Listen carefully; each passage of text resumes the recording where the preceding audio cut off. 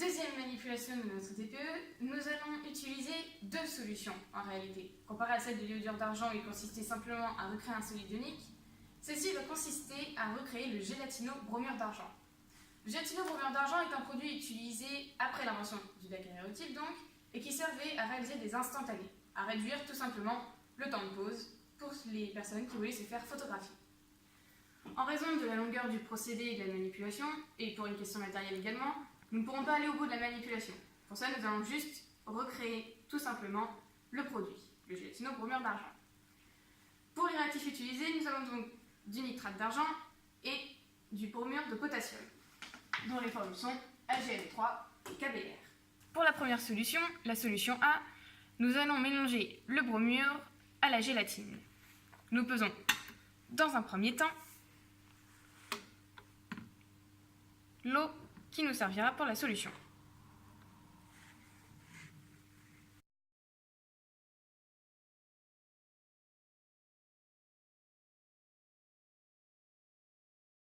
Après avoir pesé les 60 g d'eau distillée, il nous faut maintenant rajouter 2 g de bromure de potassium.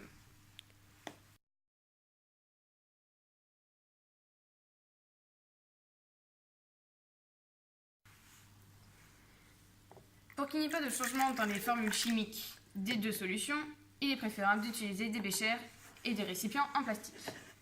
Nous mélangeons le bromure à l'eau distillée et agitons pour qu'il se dissoude.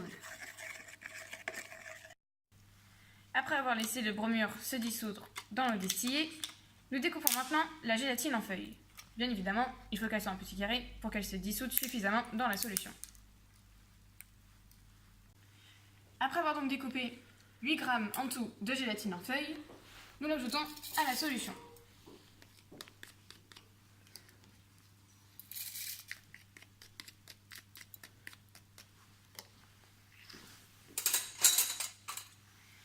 Bien évidemment, la gélatine en feuilles qui est solide va ramollir en se remplissant d'eau et de la solution.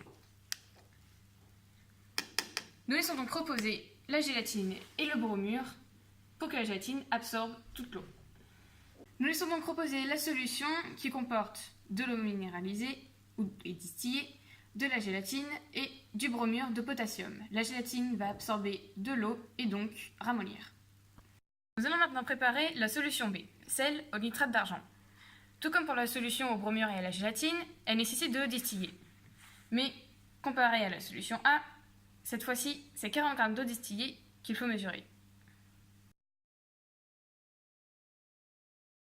Nous mesurons maintenant 2,5 g de nitrate d'argent pour le rajouter à l'eau distillée que nous avons précédemment mesurée.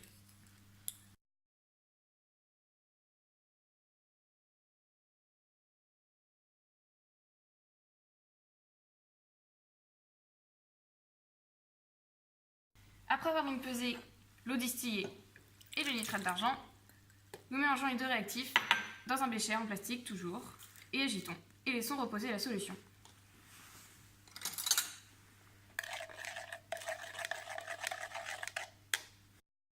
Après avoir donc préparé nos deux solutions, celle à la gélatine bromurée et celle au nitrate d'argent, nous les faisons chauffer au bain-marie.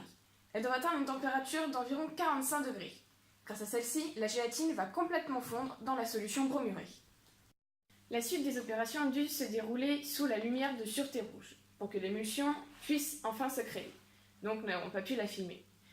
La réalité, c'est qu'il suffit tout simplement de verser le nitrate d'argent dans la solution de gélatine bromurée. Au contact de la gélatine, la solution s'est troublée et est devenue laiteuse et crue. Tenons donc à la fin de la manipulation du bromure d'argent. C'est une émulsion. Et pourquoi parle-t-on d'émulsion ?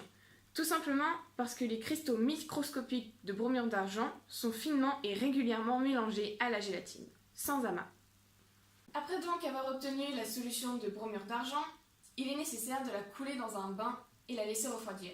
Étant donné la longueur du procédé, nous ne pouvons pas la faire ni la filmer. Cependant, il est dit qu'après avoir refroidi, la solution doit être découpée en petits carrés et placée dans un pot en verre. Mais pourquoi ? Tout simplement parce qu'un autre sel s'est formé lors de la réaction. Il y a du bromure d'argent, mais également du nitrate de potassium, qui est un autre sel.